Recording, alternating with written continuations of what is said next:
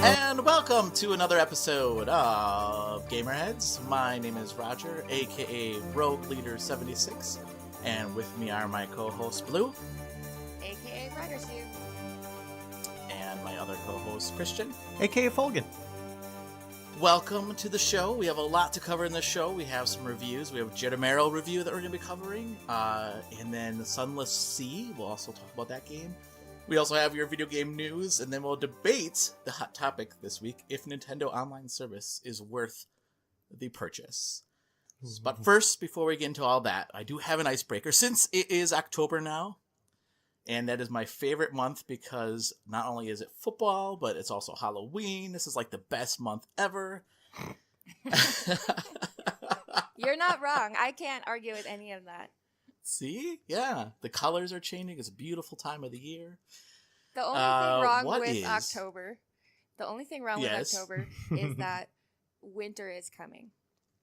Winter is coming, yeah. Yeah. It's like the Sunday of the year.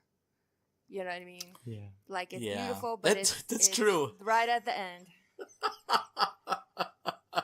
I never thought of that, but you're right. It's like, oh man, I got to cherish this day because it's my last day. Yep, exactly. Before the grind again. Yeah, it is true.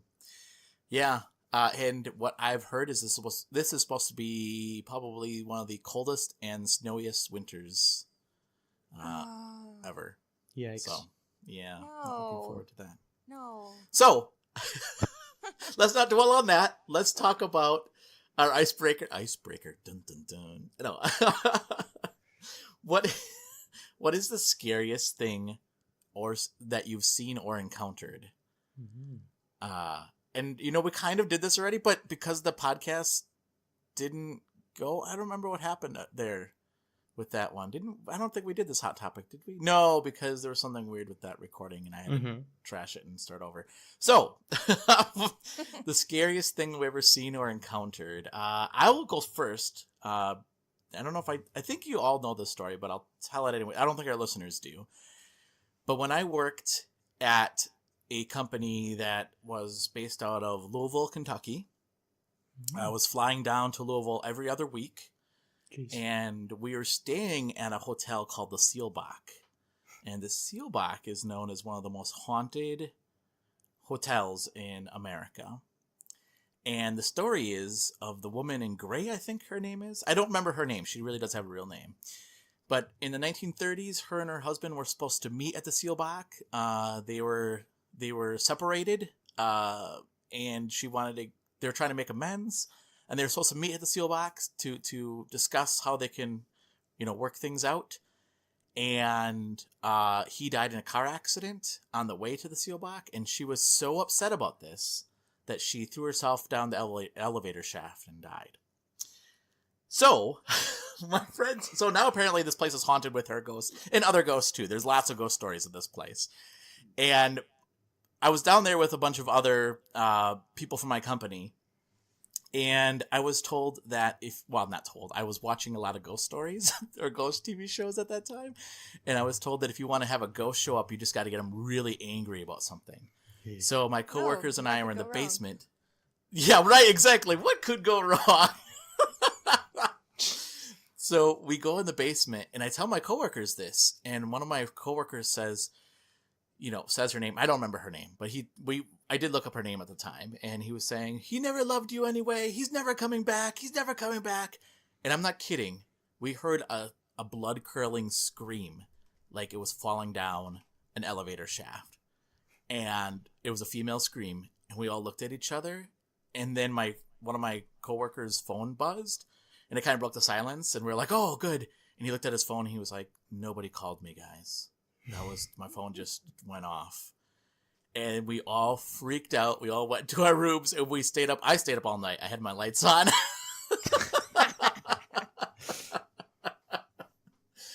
And I told the front desk this story, and I'm not kidding. Their face just went pale white. They're like, "Really?" I'm like, "Yeah." And they're like, "Okay." And like, they didn't question it. They weren't like, "No, that couldn't have happened." They were like, "Oh my God, okay." Yeah. So it was really scary. It was really scary. So that's my story. Blue, do you have a scary story? Not like that. Not like all ghosty and creepy or anything like that.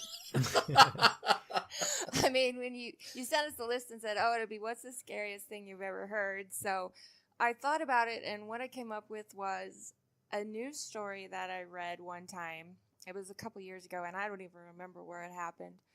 But it was this guy who happened upon this hole in the ground, and there was a litter of puppies trapped in the hole. So he does what any good person would do. He jumps down there and tries to rescue the puppies, but while he's down there, the hole collapses. Oh my and gosh. everyone dies. Him and the Oh, puppies, no. they all die. And I was like, oh my gosh, that was the scariest thing I've ever heard, because that is exactly what I would do. That's exactly what my Yeah. husband would do. That's what my sisters would do, and their husbands, and my dad. And like everybody that I know would jump down that hole and try to save those puppies. And so it's like some kind of like Final Destination type thing. Like if you wanted to create like the perfect trap that would kill my whole family, put a hole with a bunch of puppies in the bottom and see what happens. Oh my gosh, that is really creepy. That's the scariest thing I've ever heard. Wow. And you don't know where that was? That sounds I really don't creepy. remember where that was. It really happened though. They really did? Oh wow. Yeah. That's It's not wow. an urban legend. It was really in the news as like this tragic thing. Of course it is very tragic, but it is also Why would people really put puppies scary. in a hole? They might have been like puppies of a stray dog who had them down there and thought it was safe or something, or maybe they fell down. Who knows? Or maybe it was a horrible person who threw them down there. I don't know. Yeah, yeah. That's a sad and scary story. I know. I have. I didn't think it was maybe quite in keeping with the mood of the season, but it's all I got. Yeah. Oh well. I mean, at least you don't experience puppy ghosts or something. That would be really scary. No, I would hope that the puppy ghost would acknowledge that you tried to help them and wouldn't be angry. Yeah. Christian, do you have a scary story? Well, mine isn't scary like yours, Roger, but I live a pretty sheltered life. I've like walked through like graveyards at nighttime, you know, like the teenagers do, because they're all cool and they're gonna do that, and that didn't scare me that much. But there was one instance that really scared the pants right off me. It was when Literally? Yeah, one night I was with my mom or something. I would just kind of like sit with my parents while they were in the office. We had an office and they would have a computer. And they would just sit there on the computer. And my mom got an email, and it was from someone she knew. I forgot who it was. And then they were like, hey, you have to watch this video. This is insane. And they said, they were like, the video shows like a car driving through this forest. And if you look really closely, you can see kind of something pop up behind it. And so she started the video, and then she was like, oh, I think I heard something. I think I heard whispering. So she turned it up really loudly so that we could kind of listen to it. And then we're like staring at this YouTube video, like really closely looking for anything. Yes. And then this dude pops up in the front of the screen, goes, ah! And that scared the crap out of me. That was probably the most scared I've ever been. I like started convulsing and shaking, and like my eyes just like started bawling and tearing up. I couldn't see anything because my eyes were just little pools of moisture. And I was just freaking out, bawling. And my mom was like, oh my gosh, I'm so sorry. I'm so sorry. So yeah, I don't handle jump scares very well. How old were you when this happened? Oh boy, I was like 12, 13 maybe. 12? Yeah. Wow. It was bad. But not so bad that you wouldn't later go walking through graveyards. Yeah, exactly. Exactly. Yeah. I think I found that video on one other occasion, and I was like, I got to do this. I got to make my way through this video. And then I started it, and then I just paused it. I couldn't do it. I was like already tearing up and shaking. Oh my gosh, that's hilarious. Poor Christian. Man. Yeah, poor Christian. I was going to say, maybe that scared out of you, but apparently not, huh? No, it did not. I wish it did. Man, your mom must have felt really horrible after that, huh? Yeah, I think so. It's her fault. Oh, that's hilarious. Well, listeners, if you have a scary story that you want to share with us, we could read them online through the month of October. You can send us a tweet at GamerheadsPC. You can email us at info@gamerheadspodcast.com. Or you can go on Facebook at facebook.com/GamerheadsPodcast. All right, so let's go into the news then. I actually have quite a bit in the news here. And then again, if you have anything else, you can certainly add those. The first item that I have here, this comes from Wired. Well, it's actually in a lot of different places, but this one I just lifted from Wire. Nintendo is rumored to have a new Switch coming out next year. What? What?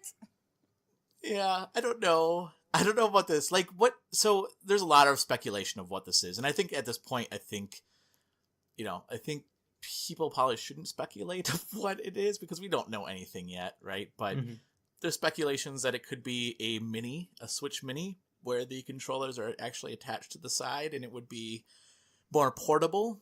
I don't know. There's also rumors that it's going to have better, I guess, battery life and better screens, I guess, too. I don't know. Have you guys heard of this at all? I have. Definitely, the Twitter has been alive with rumors this past week. Shocking, right? I know, right? And I believed everything I read there. Every single thing. Wow. I don't know. If a new Switch came out, I'm hoping what they don't do is that they do the whole thing what they did with the 3DS, where they made a new 3DS and then exclusive games come out on that, because that'd be terrible. Yeah. Yeah. I think a lot of speculation that I'm hearing is that the NVIDIA graphics chip that's currently in the Switch is a Tegra X1, and the Tegra X2 was already out on the market when they released the initial Switch. So a lot of people think they might just put the Tegra X2 chip in there, which is notably more powerful than the Tegra X1. But if they do that, I feel like it would probably be a little more expensive even, and like probably be appreciably better than the previous Switch in a pretty major way. But I would be totally down with a more powerful Switch, because I was talking with you about this, Roger, not too long ago, where I feel gross playing my Switch on the TV because I have a 4K TV, and knowing that I'm playing like a 900p game on my 4K TV, it makes me feel gross, and I can see kind of like all the jaggies, and it makes me cringe. I can't do it. Like Mario Odyssey, I made it through like the first 2 hours, and then I was like, can't do this anymore. And I just way prefer handheld mode, just being able to play something on the native 720p screen while it's being rendered at 720p. I think a Switch that could handle 1080p consistently would be awesome. Yeah. Blue, do you play your Switch mainly in handheld mode or docked mode? Actually, no. I'm completely opposite of Christian. And by the way, jaggies is my new favorite word ever. I'm going to use it every day. Good. My Switch never leaves its dock, ever. Oh, really? I think it's so uncomfortable to play in handheld mode. Just that is for true. whatever reason, I don't know. The buttons are tiny, and then one side is higher than the other, and it makes me a little crazy to play it in handheld mode. But I guess I don't have quite as fancy a TV as Christian does. Because playing it on the TV, all the Mario games, it doesn't bother me one bit. Yeah, I think Christian has like the Bat Cave at his house. That's the way I imagine his house. If only.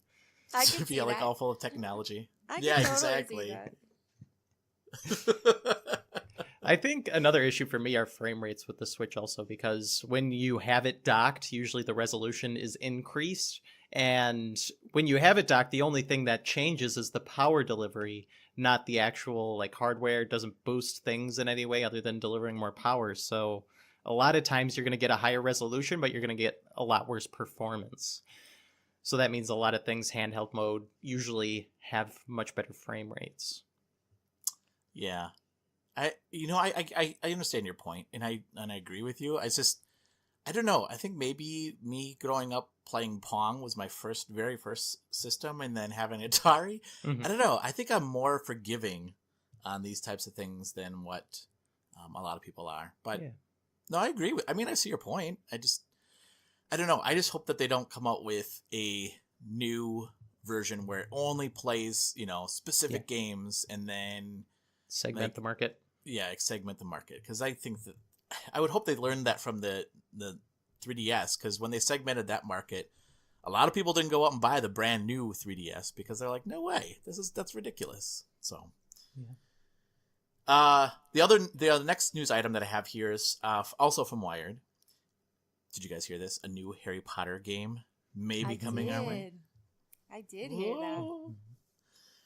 that. So a Reddit user said that they took part of a focus group, and then they posted a video of this Harry Potter game. And WB has since taken down the video, which makes it think that this could be legit. Mm-hmm. Are you guys Harry Potter fans? Harry Potter fans, anyone? Kind of. Yeah, I would consider myself a light Harry Potter fan. Harry Potter light. Yeah, that's a good way to put it. So you don't own a cloak like I do, and I don't. I don't. Proud Gryffindor, though. Proud Gryffindor house. Ooh, yeah. Nice. Yeah. Hufflepuff here. Hufflepuff. I'm Hufflepuff too. Yeah, see? Look at that. Oh, that's cute. At least we don't have any Slytherins. No, I'm kidding. Slytherins are fine. Slytherins are fine. Yeah. Carrington isn't here. Yeah, Carrington's Then we might have a Slytherin. You know what? This is the thing. My wife is a huge Harry Potter fan. She's been playing the Harry Potter game, the one that this one that's on the mobile right now. Yeah. And something like the mystery something or another or whatever. Oh, interesting. She really, I don't know if she loves the game, but she plays it a lot because it's Harry Potter. Yeah. But she said to me once, she's like, if they ever came out with a MMO Harry Potter game, I totally want to play that. And I'm like, oh, bad. So I would hope, it would be awesome if this was an MMO. I don't think it would be, but that would be amazing if it was. And I could see ourselves buying another PS4 or whatever system this comes out on to be able to play that game. So yeah, the footage looked really good. Like it looked like suitably polished. Like this was something that has been worked on for a while behind the scenes and just made its way up to the surface thanks to leakers. But yeah, I think it looks really cool, and I like how video game development studios are making licensed properties but removing themselves from movies so that they can really focus on the game and making sure that the game is a good game. Like Spider-Man PS4, that's an example of where they could just focus on the game. And yeah, it kind of came out close to this Enter the Spider-Verse thing, but that was totally coincidental. Or like this Harry Potter game, probably any correlation it has to any of the what are they called? The new Harry Potter movies that are coming out now? The Fantastic Beasts. Yeah. Yeah, like I believe it takes place in a similar era, maybe? I don't know. It takes place in 1800s. So yeah, when does Fantastic Beasts? Really? 1950s? 1940s. 1940s, okay. Oh, no, 1930s. Well, 30s, 40s, because Grindelwald is taken out in 1945, I think he's put in jail. Okay. So I gotcha. So that puts us like way back, so they can play with some lore there. So that would be really cool to see. I'd like to see that. Yeah.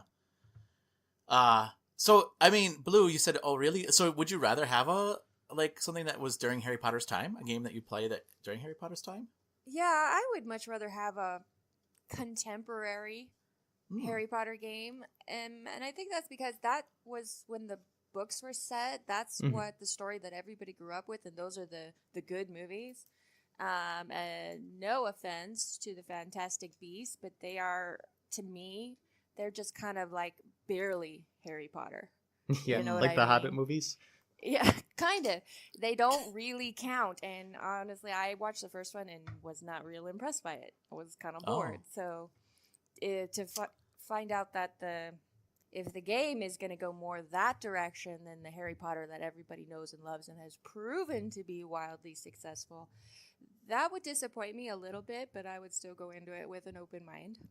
Oh, yeah, that's interesting. I mean, I think it would be. It would be cool to have something more contemporary. Not play as Harry Potter, one of the kids, but that is friends, but somebody that was going to school at that time. I think that would be kind of fun. To be some just student of your own creation and be given the chance to go to Hogwarts. I think that would be the game that people would be interested in. I would think, but yeah. See, I have a special place for Fantastic Beasts because Newt Scamander is a Hufflepuff, so I also in the book Fantastic Beasts and Where to Find Them, the Hodag is in there, and the Hodag is from northern Wisconsin, so that's kind of cool too. Okay, Rhinelander to be specific. Oh, yeah. So anyway, yeah, I'm excited. I mean, I'm hoping this game is real. I mean, I think it looks real, so I'm hoping it's going to be real, and I hope that it comes out soon. This came out of the Boston Globe. Vancouver Canucks team has imposed a self-ban on video games during road trips. Ooh. a self-ban? Yeah, well, so a couple weeks ago we talked about this where the hockey players are kind of getting in trouble with playing too much Fortnite, and management's like, this is ridiculous, like, you're showing up to practices tired, you show up to games tired. So they're self-imposing a ban on video games on the road. If you're at home, they're not putting a ban on it, but if you're on the road, no video games. That's so you very can't play it on your responsible. Switch. Yeah, no, you can't play on your Switch. Yeah, I don't know. I mean, isn't it weird though? I mean, I don't know. You would think that why does the team have to put their own ban? I mean, I don't know. I would think that people would be adult enough to be like, yeah, I need to go to bed at a certain time. Yeah. Video games have existed forever. Like, why? Not forever, but for the last 40, 50 years. Why is it now with Fortnite that all of a sudden all the hockey players are losing sleep? What's going on? I don't know. That's weird. Speaking of Fortnite, did you guys hear this? This is all Nintendo Life. McFarlane Toys will be producing Fortnite action figures starting in 2019 and coming out in waves. Yay! Okay. I don't understand this. Like, the whole premise behind action figures, right, is that, like, there's a specific character. Fortnite, there's no specific characters, right? I mean, I guess there's models, but you kind of make your own character, right? Am I wrong? I don't play Fortnite. I don't know. There are specific skins, so you could be like, oh yeah, I just got my Nighthawk skin action figure, dude. You don't have this one yet. Okay.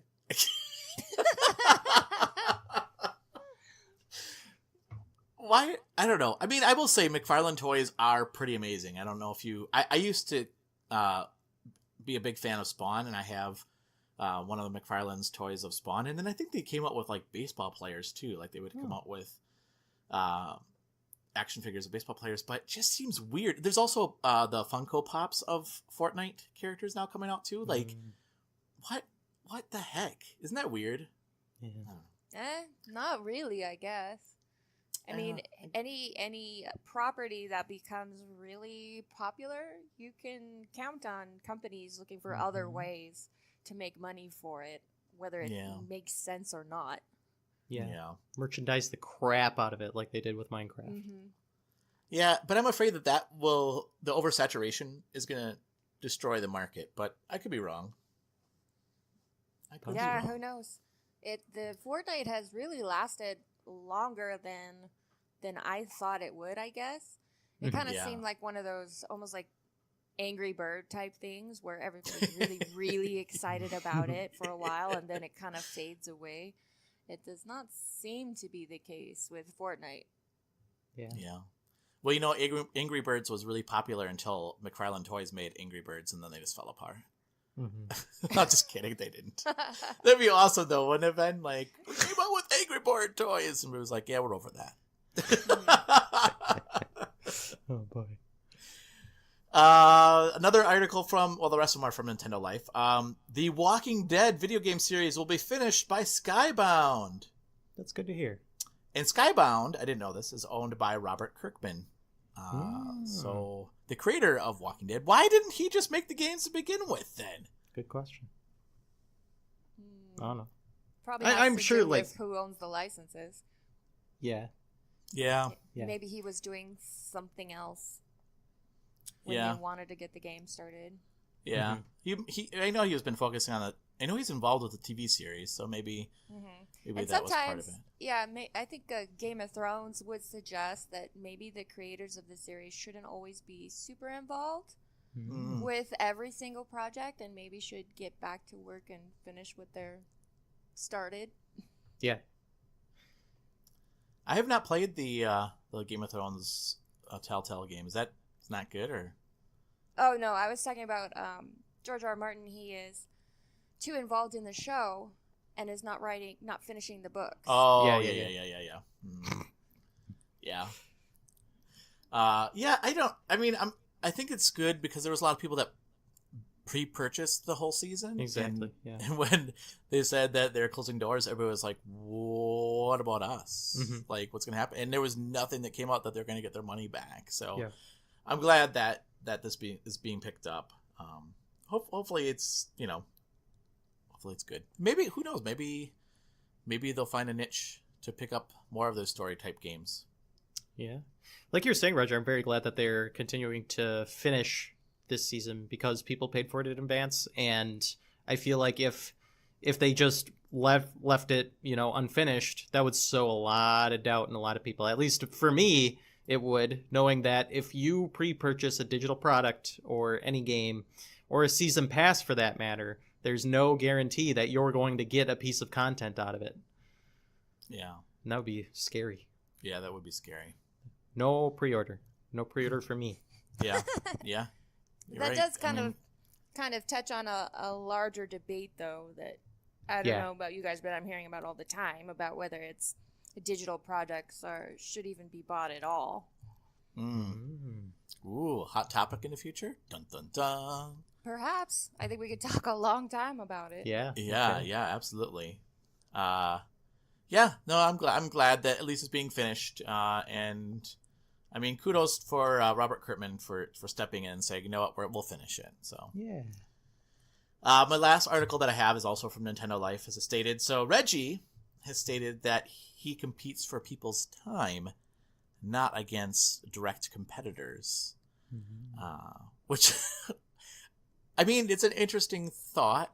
I mean, I guess if you think of it that way, you're competing against, other things like TV shows and playing outside, I guess. People still play outside? I know, right? How quaint. I know. Reggie does not want you playing outside. That's what I understand. Exactly. Yeah. Reggie wants your body to always be ready.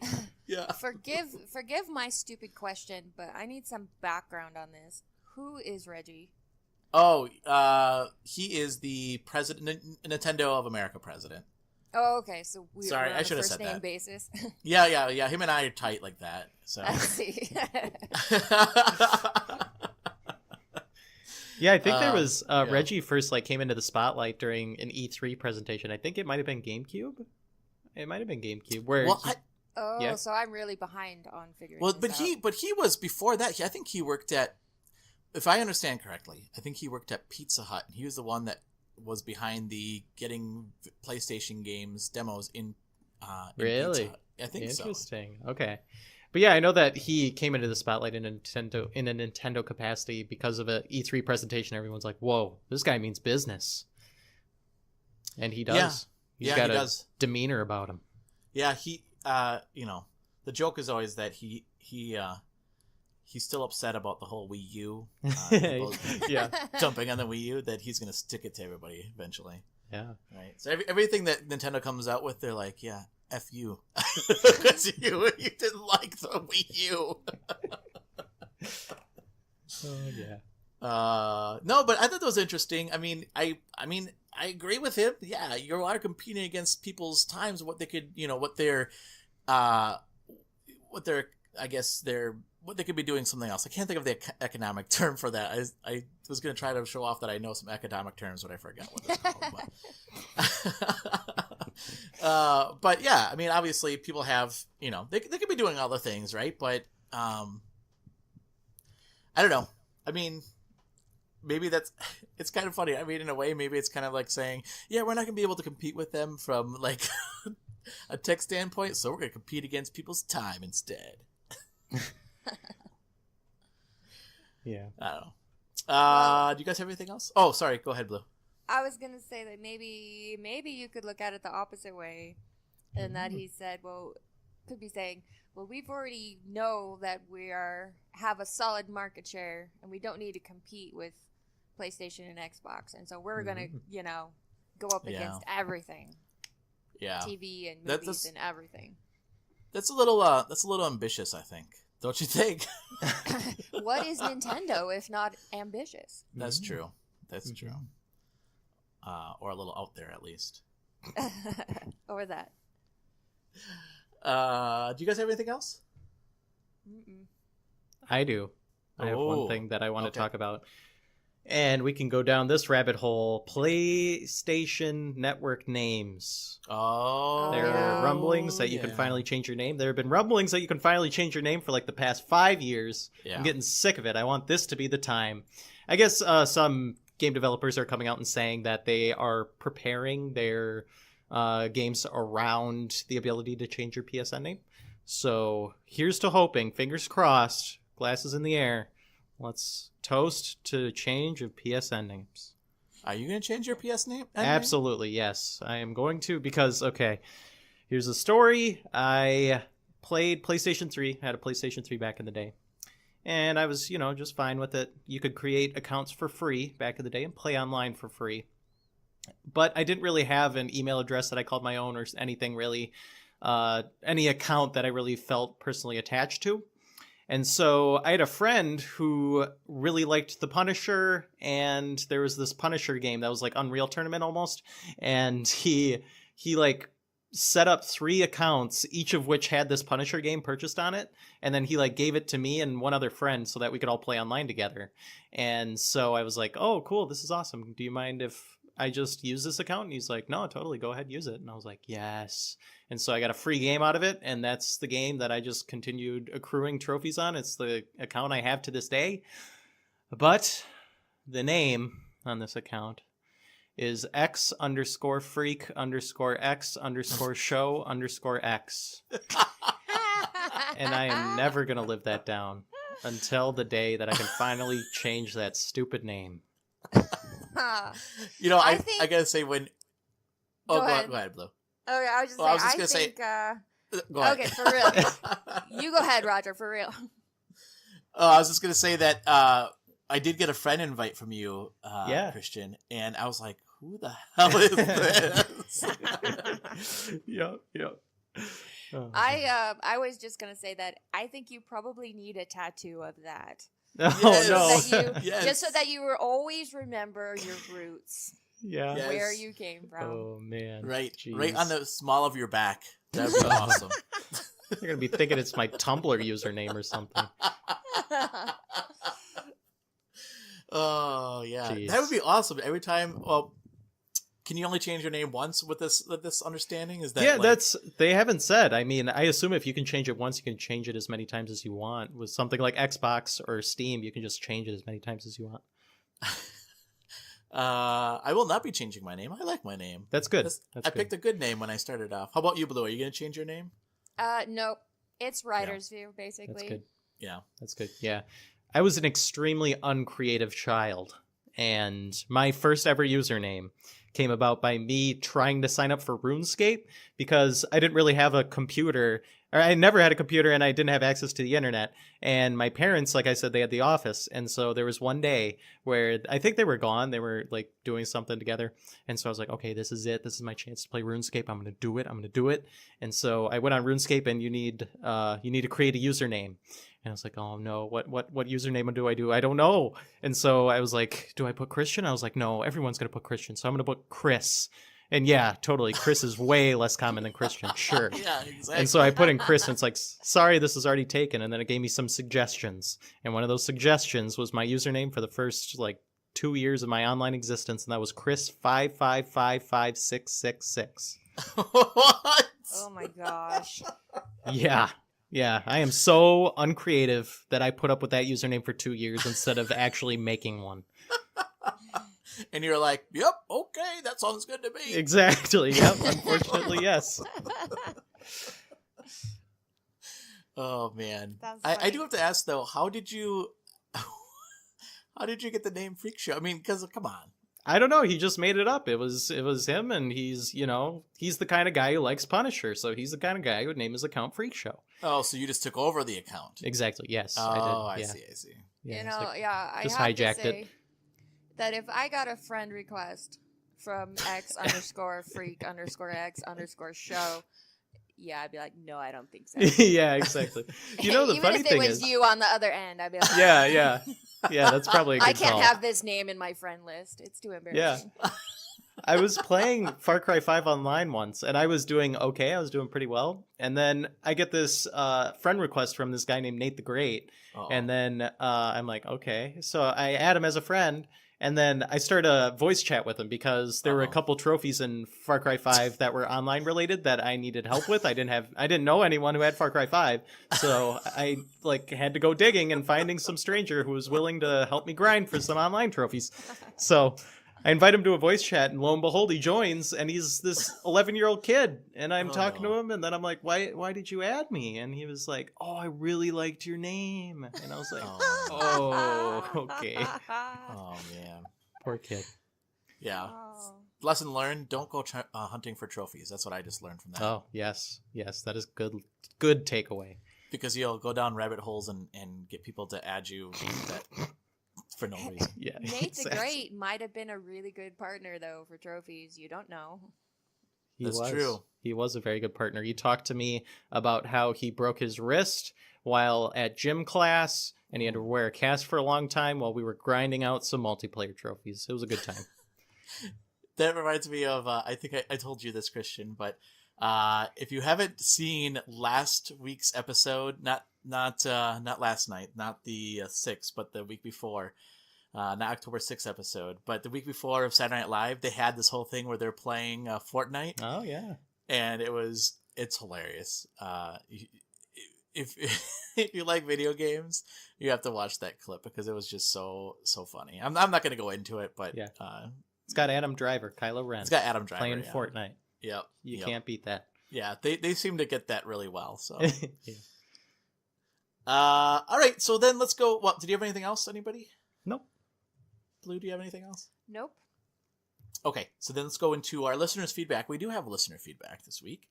Listeners, if you want to get a hold of us, you can email us. What's our email address, Christian? info@gamerheadspodcast.com. Oh, you can go on. It seems like a thing now. I have to ask you all the time. Well, you can go on Facebook, and how do you can get a hold of us on Facebook? Facebook.com/gamerheadspodcast. And then you can go on Twitter at GamerheadsPC as well. So, Kyle asks us, now we're getting towards the end of the year, what are our contenders for Game of the Year?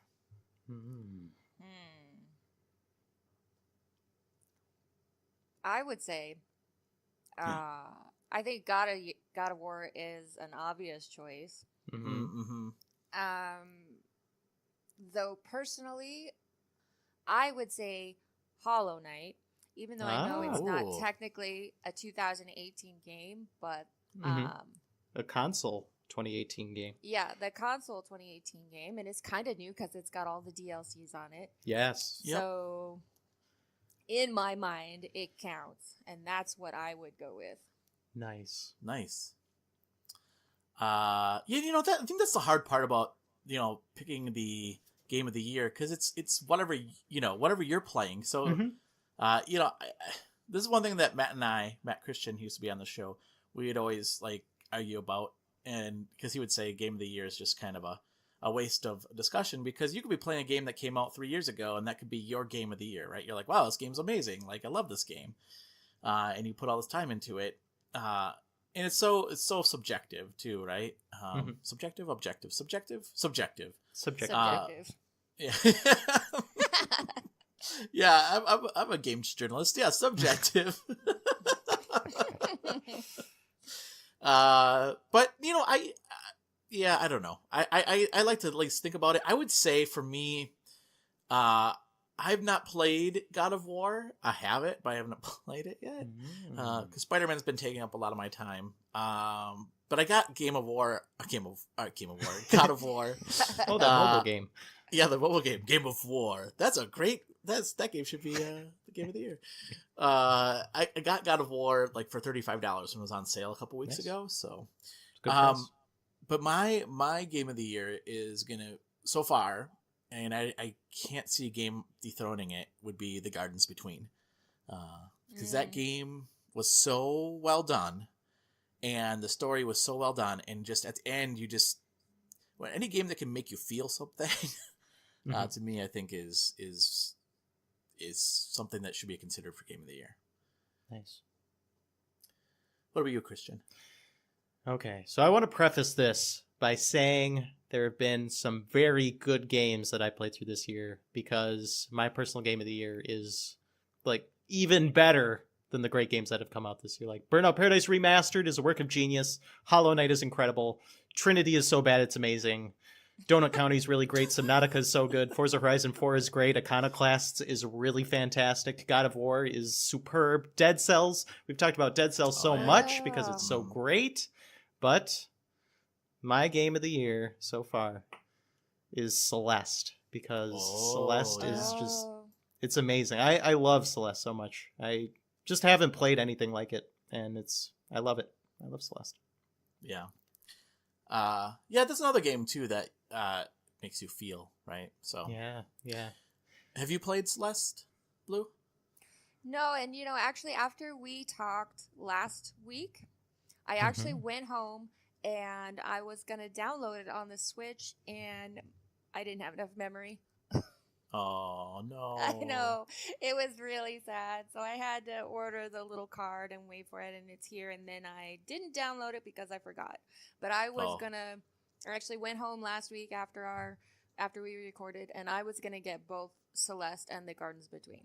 So nice. Now that I have been reminded that they are both games of the year, I will have to go get those when I get home today. Yeah. Have you played Dead Cells at all? I have not. I have seen some videos, and I saw the trailer of it, and I thought it was the best trailer that I'd seen in a long time. Oh, wow. And so I downloaded it, and I just haven't gotten to it. Oh. Yeah, that game, I would put up there as a Game of the Year contender as well, because I really like...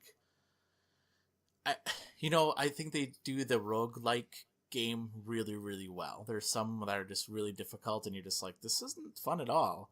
But this one, like, I think that the progression, the way that they incorporate progression into the game is really well done.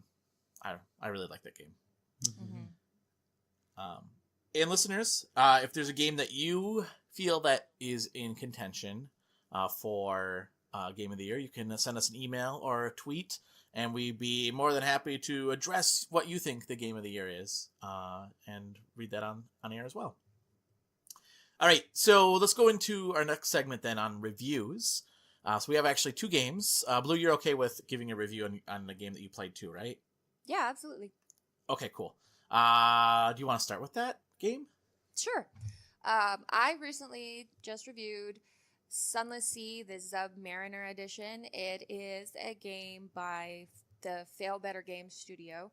Back in 2009, they had a browser game called Fall in London, and it's kind of this creepy, like, alternate Victorian era setting. Like, if you think about Edgar Allan Poe and H.P. Lovecraft, it's that kind of mood to it.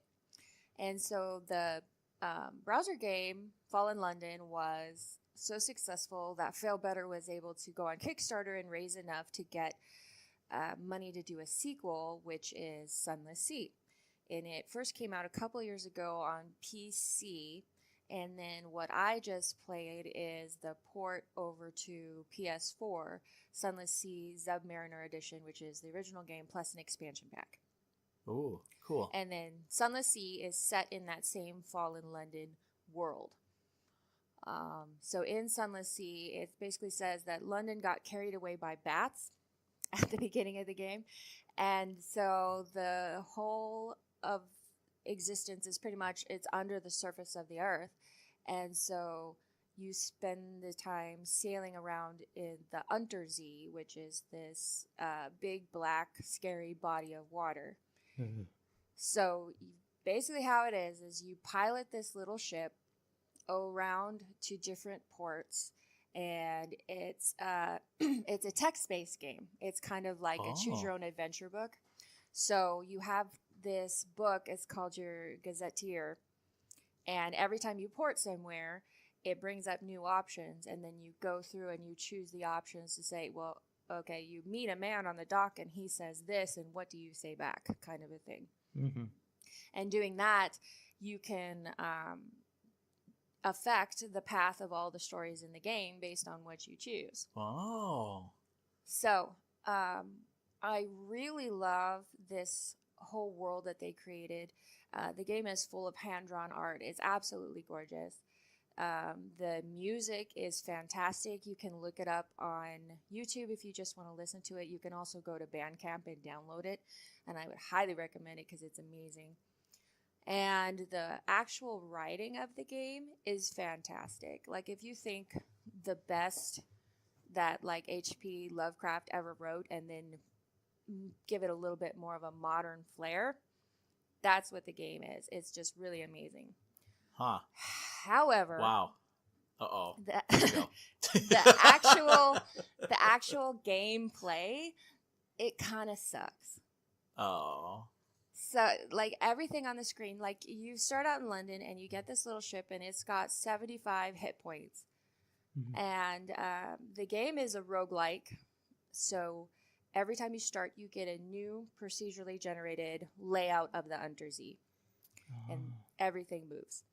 And so a lot of the problem is that it kind of feels like the enemy generation is also random, because the enemies that are near where you start with your little beginner ship are not beginner level enemies. Oh, interesting. So the very first time I set out from London, like, I spent all this time putting together my captain and giving them names and a backstory and goals and all this kind of stuff. And then within 60 seconds, I ran into a dreadnought that had 400 hit points. Oh, and my gosh. It was faster than me. So I couldn't get away. I couldn't do it any damage, and I was killed so quickly. And I was like, well, what the heck? And then that just kind of repeated itself many times. Like, I was killed by giant crabs. I was killed by giant jellyfish. I was killed by, like, if you go too far north, you'll run into these things called lifebergs, which they seem to be like sentient lifebergs. And once they get your scent, they hunt you down. Oh, jeez. Oh, my gosh. I know, it was so frustrating. And then, yet at the same time, that all of that death kind of makes it sound like there's a lot going on, but there's really not. Your ship just kind of putts along, and it's very slow, and it's a little boring to watch. Like, if you go on YouTube or something and watch a Let's Play of it, you'll be like, oh my god, what's going on? So there's that, and then, but once you actually successfully get to a port, and you've got to navigate through your gazetteer, it's kind of irritating. Mm-hmm. Because, like, sometimes you'll be trying to read all your options, but if you put your cursor on the same one that you're trying to read, a pop-up will come up. Oh, no. And then you can't read it anymore. And it's like, what? I don't know what to do now. Get out of my way. I'm trying to read my choices. That's funny. And then because it's a text-based game, there's quite a lot of text sometimes, and it doesn't always fit on one screen. So you go and you try to tap down and go slowly down so that you can read. But that's not how it works. The first time I tried it, I tapped down on the analog stick, and it shot me all the way down, past all the text, all the way to the bottom. Oh my gosh. Jeez. And I was like, what the heck was that? And so then you can tap back up to get to, past all what you missed, and you'll gradually go up. But then I tried it again, this time with the D-pad, and I got the same result. It just shoots you down to the bottom. There's no gradual downward movement. Oh, weird. So it's so irritating. Yeah. Yeah. Oh. So it's just, it feels a little glitchy. I don't know if these problems are part of the PC edition, or it just kind of, it leaves you with the impression that they didn't test it enough, because it seems these problems seem really, really obvious to me. Oh, interesting. And so like anybody who beta tested the game would go, this is a thing that you need to change. And so it kind of makes me wonder, did you just not test it before you put it out? Yeah, that's weird. Especially considering it's been out on PC for a couple of years, like you said. Mm-hmm. Yeah, I don't know. You would think that the issue with the enemies generating and just being super difficult, like, so frustrating. You would think that'd be part of the issue even with PC. I mean, I can't imagine that being different. I can understand like some of the issues where you can't read the text and you're trying to like get you're like having issues with that, but being a port to a console. But that seems like some of the stuff is just, or even like the way your ship controls, maybe that has something to do with porting it over to a console. But I don't know. When I was finished with my review, I did like many of us do, and I went to see what everybody else thought of the game. Yeah. And I watched a couple YouTube videos of people playing, but most of the YouTube videos out there are people playing the PC game. And when I was watching, it didn't seem like they had that same problem. It seemed like they encountered very reasonable enemies.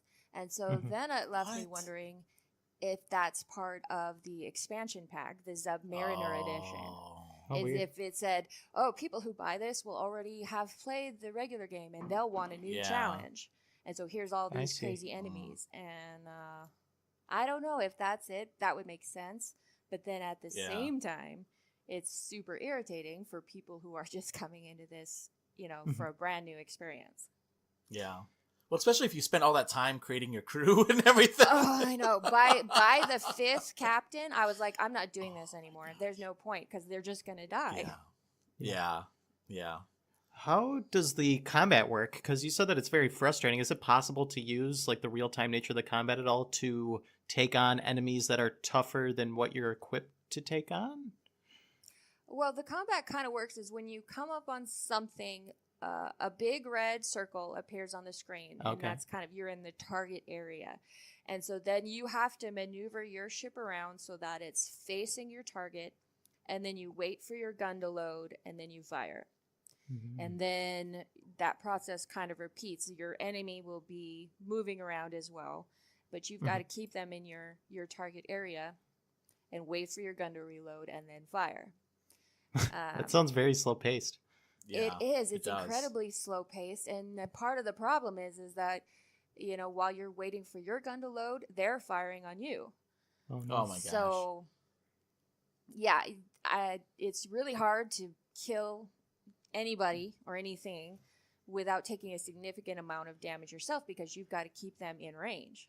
And even if you tried to like get out of range and then come back into range, your ship's not very fast. You've got a little, you can boost your engines temporarily, but it doesn't help that much. And then you have to be careful, because if you overdo it, your engines will explode. Wow. Oh no. Do you get like upgrades as you go further along? Do you like get better equipment, better weapons, more cannons? Yeah, kind of. As I played it enough times that I got a what seemed like a favorable Untersee layout, and then I kind of just went like, I hit one port and then I went directly back to London to get my reward for hitting the port.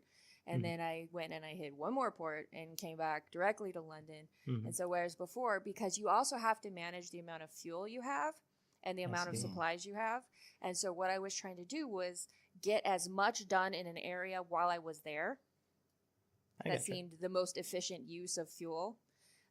But it was not working out at all. Wow. So I see. you can upgrade the more successful quests that you complete. You'll get more money and better stuff like that, better crew. You'll be able to have more guns on your ship. But it takes a long time to get there. I see. I had one more question for you, Blue. You said that it's very roguelike in nature. How does that manifest itself in the story? Is there like still the same narrative conclusion that you're trying to get to? Or is it just kind of events that just happen in this world while you're playing? The story is non-linear. So I think each port has its own starting point in the story, and then based on the order in which you do things and the choices that you make, of course, the story changes. Okay. So how you win the game is part of what you do when you're designing your captain at the beginning. You get to choose one of several different goals. Like you can choose to interesting. Be wealthy, or you can choose to achieve immortality, or you can choose to achieve fulfillment, those kinds of things. And so that changes what the endpoint requirements are for the game. But because the story is non-linear, if you wanted to, 100% it and get every story option and every side quest and all that kind of stuff, you would definitely have to play through several times. I see. Wow. And you play this on PS4, right? Right. Yeah. How much is this game? Do you know? I think $20. Okay. Yeah. I mean, the first half I was like, "Wow, this sounds like an amazing game." And right, that's kind of the conclusion I came to. I was like, I want more of this. I just don't want it in this game. Yeah. But the good news is that they have another sequel coming out next year, is when it's scheduled for so far, called Sunless Skies. And somebody on Twitter was telling me that they've taken a lot of the feedback from Sunless Seas, and they've improved the formula in Sunless Skies. So cool. I am really excited to try that game and see if it alleviates a lot of these frustrating things that are in Sunless Sea, because I think this company really has a gift for world building, and I really want to be a part of that. I just don't want it to be so irritating while I'm doing it. Yeah. I've seen some of the art before, and the art style is amazing. Like you said, Blue, the hand-drawn art is really great because it's like this top-down view on your boat, and you can just kind of see what's underneath the surface of the water, and you can see like these big sea monsters under there, and that makes me feel icky. It really is incredible. It's really incredible. Yeah. I don't know. I kind of want to try it. I mean, maybe if it's on sale, I might pick it up. Because, I mean, it sounds, like you said, I mean, the story sounds amazing. The artwork sounds awesome. It's just, yeah. If I don't like Bloodborne, well, I not like this game because I die a lot in Bloodborne. I think that's kind of like where I'm coming from. I don't know. And it may just be because I went into this game with absolutely no clue what I was getting into or what it was supposed to be. And so it might be that people who know what they're getting into go in and have a lot more success early on. I had an enormous learning curve because they don't really tell you what you should be doing. Yeah. Oh, I see. Yeah. Well, yeah. Well, I guess we'll have to check that out. Hopefully it does come on sale, and I don't know. Maybe I'll pick it up then. So, well, thank you for that. The game that I've been playing that I'll review here, and we'll have actually our guest on next week, will be Gabriel Koenig, actually the creator of Jettomero, Hero of the Universe, and that's the game I'll be talking about today. We got a review code from A Ghost Time Game, so thank you so much for the review code. And I've been playing on the Switch, and I posted some pictures. I posted my review, the reviews on gamerheadspodcast.podbean.com, and posted some pictures on Twitter as well. Much like what you said, Blue, with your game, the thing that stood out for this game is just the artwork. It looks like a graphic novel, kind of. I don't know I know, Blue, you saw the post. Did you see those pictures too? You played the game. It looks super interesting. I really, really need to play this as well. My to-play list is getting really long thanks to this show. Yeah, that happens. Yeah, no. So it's a really interesting gameplay mechanics, and the game is really interesting.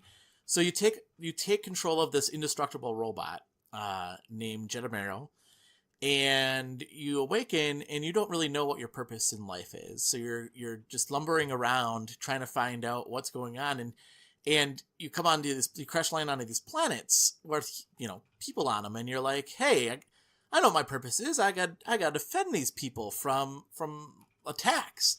So he's like walking around the planets trying to find, I don't know, humans and stuff like that, or trying to protect the humans, and they're shooting at him like whistles and such. And he's like, hey, leave me alone. I'm just trying to help you. And each solar system, if you will, like there's like, I don't know, 5 or 6 planets on each solar system.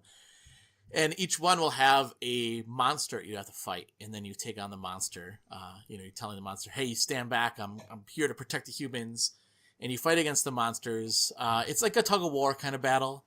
So you both shoot your lasers at the same time, and then you have these buttons you have to input to make your laser go stronger than your enemies. And after about 3 or 4 of the inputs that you do, then your laser hits the bad guy and destroys the enemy, and then you go on to the next solar system to protect the humans. But after each monster you beat, you get a puzzle that you get to descramble. So it'll be like a phrase, and once you descramble or unscramble, I should say, the puzzle, then you're taken to a little comic book page, kind of describing what happened to the human race, and why they're on these different planets. And Jettomero's like, oh, these poor humans, like, this is what happened. Well, I got to set out to protect them. And as the story progresses, you learn more and more about Jettomero and his or her background. And I say his or her because it doesn't matter, because you can. I'll explain this a little bit, but you can be either a boy or a girl, I guess, in this game, or male or female in this game. So that gender doesn't really matter. You're a robot. So you learn more about his background, her background, and how they fit into this whole history of stuff. And there's a twist at the end. So that was interesting. The thing that you can do in this game too is as you're traveling around and looking for the different monsters to fight, you find beacons on different planets, and you'll find these beacons will have different pieces of gear for your robot, so you can have different hands or different hair, different eyes, whatever the case is. I guess different faces, not eyes, but different faces. And it doesn't having those different things will not give you different abilities, but it just gives you the ability to basically create how you want your character to look. So that was cool. I will say that the game, the unfortunate thing about this game is that it's short. I wanted the game to be longer because I enjoyed my time in this universe. And the music is really well done, and just the drawings, it looks like a graphic novel to me. It looks like something that you'd pick up on a bookshelf, and you're like, wow, this is a really cool comic book, and it plays so well, and just the way that you control your character and walk around the different planets, because you're larger than anything on these planets. Just it feels so good, and it just plays so well. I just wish it was longer. And it's not extremely challenging. I think once you beat the first bad guy, you'll kind of figure out how to beat all the bad guys, and that's not really necessarily the point of the game. The point of the game is to tell a story. So I think it does a really good job with telling a story. It's like an old sci-fi kind of story. Certainly it's done before, but it's a good story.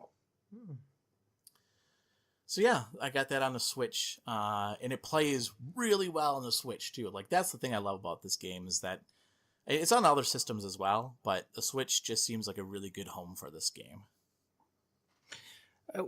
Are there any other games, Roger, that you would say are very similar to this game at all?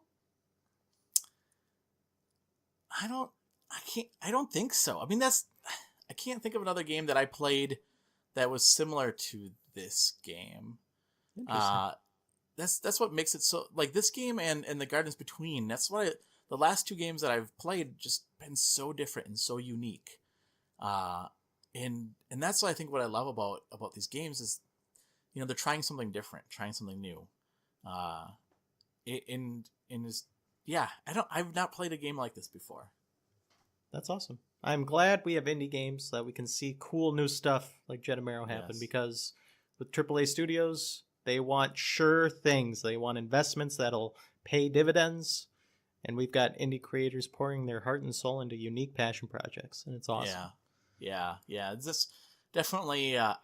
They also have photo modes in the game too, so you can do different like perspectives. Like they know that when they created this game, like we know that everybody's gonna love to take pictures in this game. I found myself using more of the Switch capabilities of doing the photo modes, but it was really cool. Mm-hmm. So yeah, that's all on the Switch right now. So yeah. Do you know how much it is? I don't. I thought I saw the. I want to say it's under $20, but I'm not 100% sure. I'll add that to the notes in the game, but I don't or in the podcast. I don't remember how much it is though. But we'll have next week. We'll actually have the creator on the show, and we can talk more about the game at that point. So, listeners, if you have questions for the creator, you can certainly send questions our way, and we can add them to the show for next week. Okay, well then let's go into our next topic here before we take a break. I want to do one more thing I want to talk about, and that is the games that we're currently playing.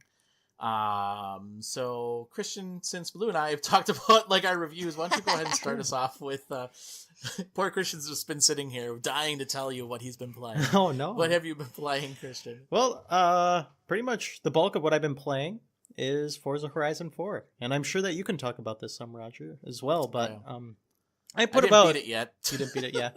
No. Well, I like quote unquote beat it. I completed all the showcase events that unlock as you go through. And I put like 25, 30 hours into it, but there's still a lot to do. There's a lot to do in these Forza Horizon games. And how I feel about Forza Horizon 4, it's this open world racing game. It's kind of a mixture between arcade and simulation. And it's probably my favorite Xbox exclusive franchise that I actually actively pursue. And so I was really excited for Forza Horizon 4 as someone who loved 3. And 4 does not reinvent the wheel.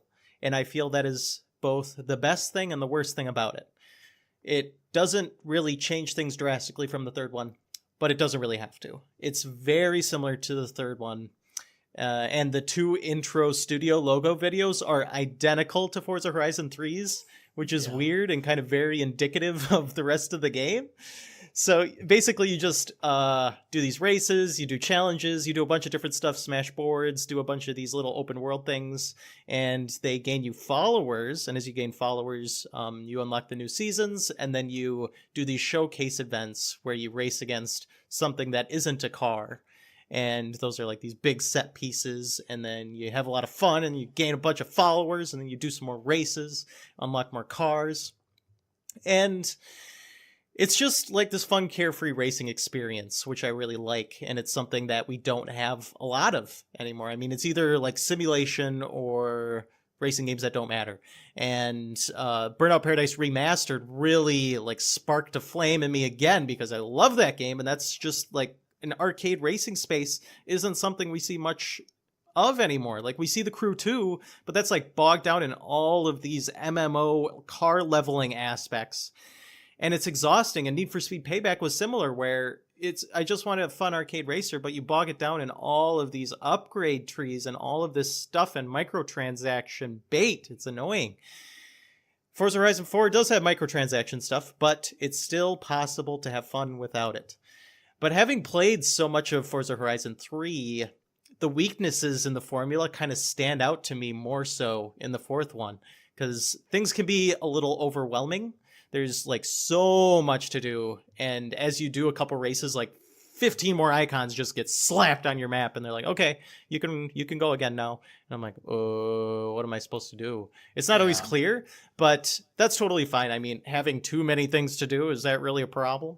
Because you just go around, you do whatever you want, and while you're doing anything, you're gaining followers and, contributing towards your running total. So it doesn't really matter, and there's a good variety of stuff to do. But the game doesn't really do a good job of explaining itself and its features.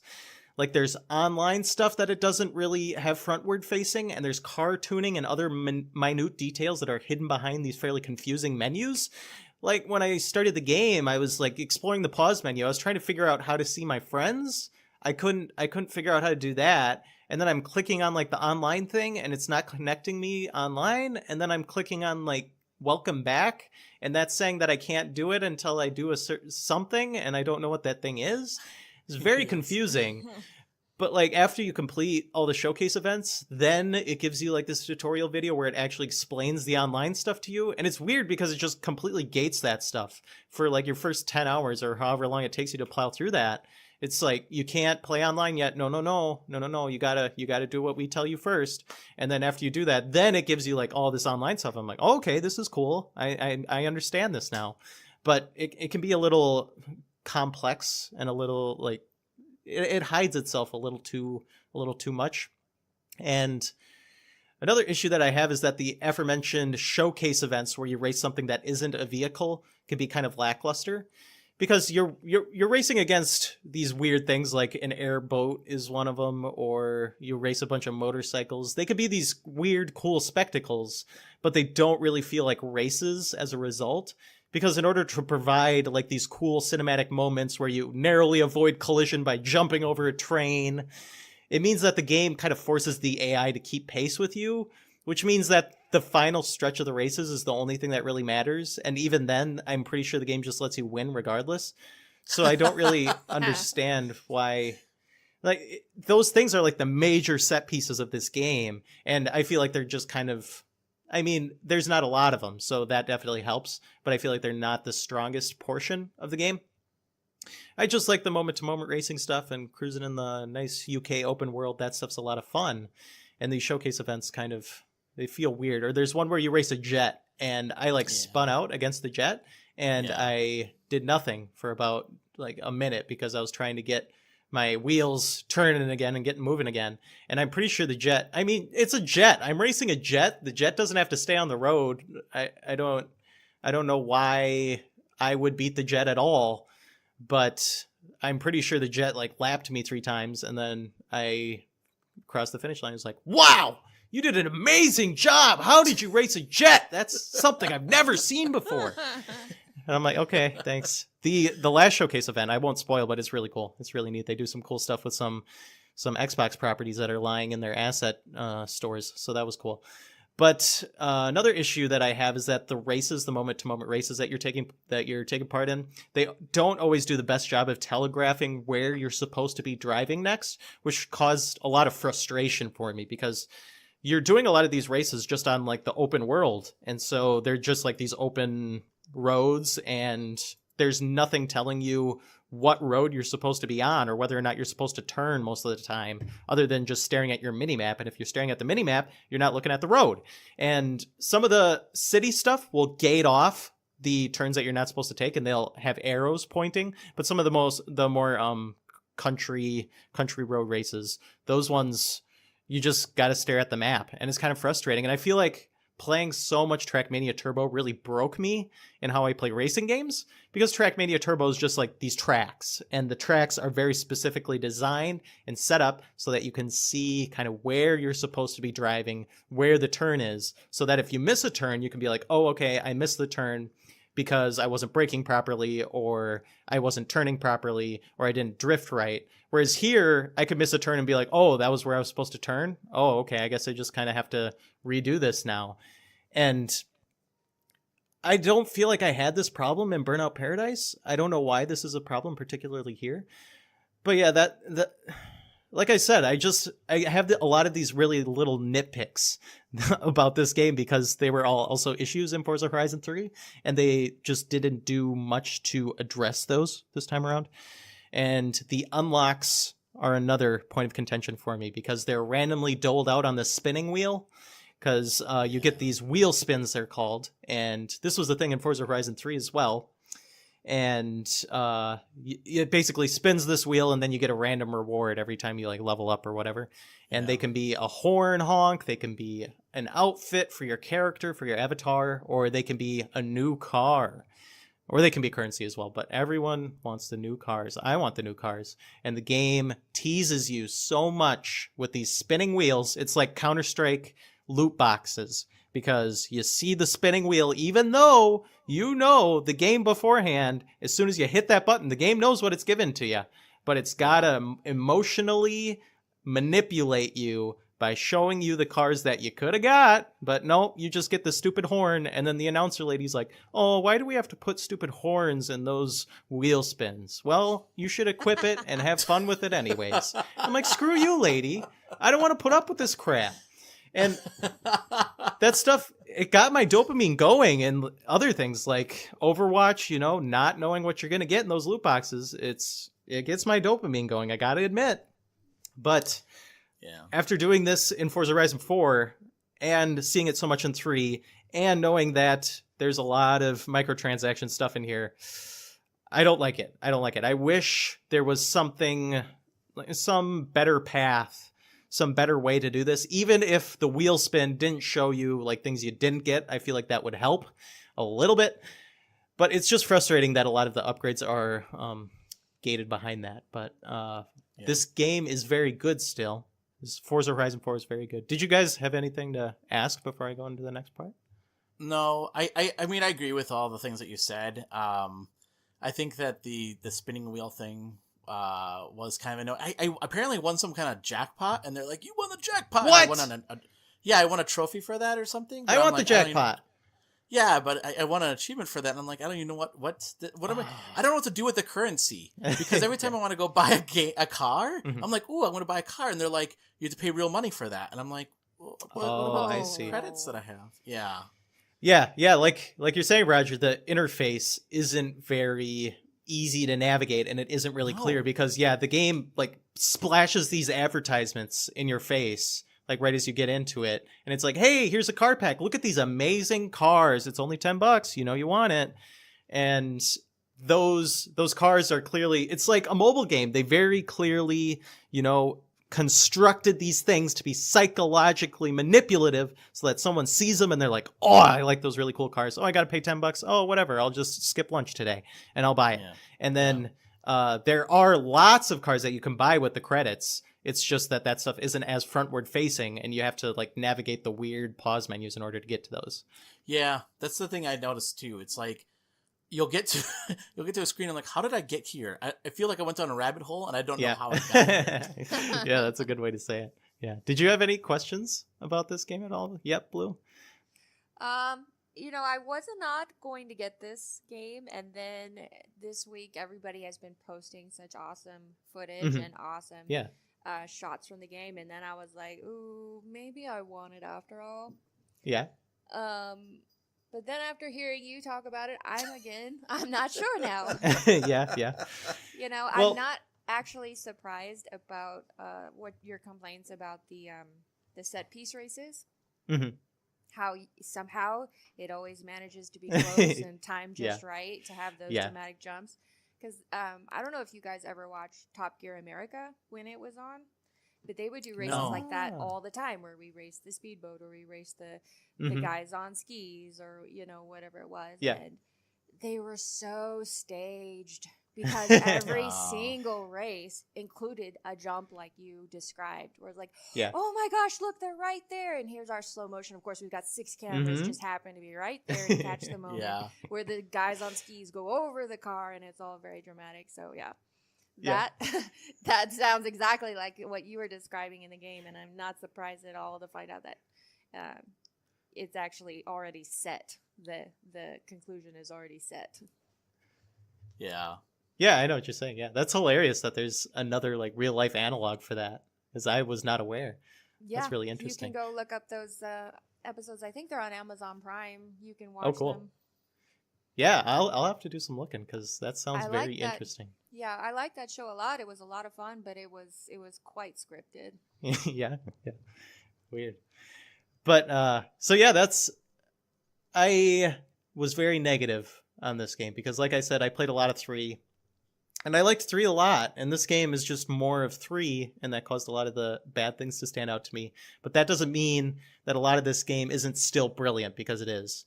You've got a lot of events to partake in, and the game is just a series focused on fun. Like this whole Forza Horizon series is just having fun, racing, doing what you want to do.